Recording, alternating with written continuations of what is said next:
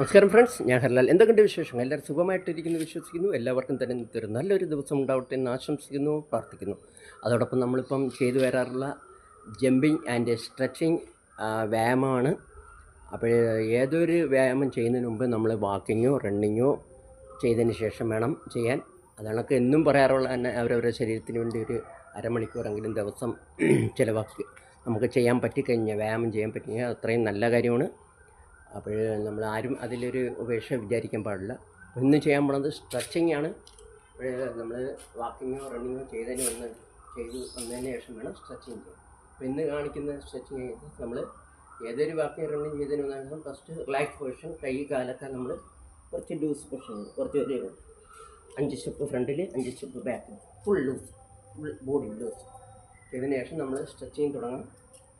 നമ്മൾ ഫസ്റ്റ് കാല് അകർത്തി വയ്ക്കുക. നമുക്ക് ഓരോരുത്തർക്ക് എത്ര പറ്റും അത്ര. എന്നിട്ട് ഞാൻ കാണിക്കാം. 1 ഫ്രണ്ടിലോട്ട്, 2 centre, side, back and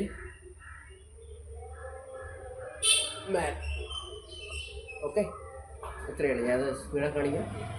1 2 3 4 5.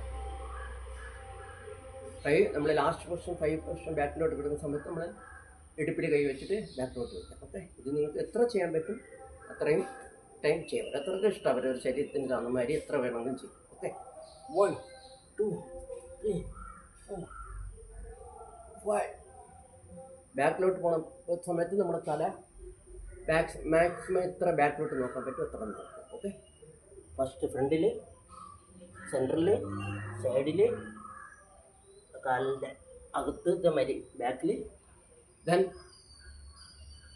Back side. Okay, ഞാൻ ഒന്നുകൂടെ കാണിക്കാം. 1 2 3 4 5. 1 2 3 4 5. 1 2 3 4 5. 1 2 3 4 5. 1 2 3 4 5.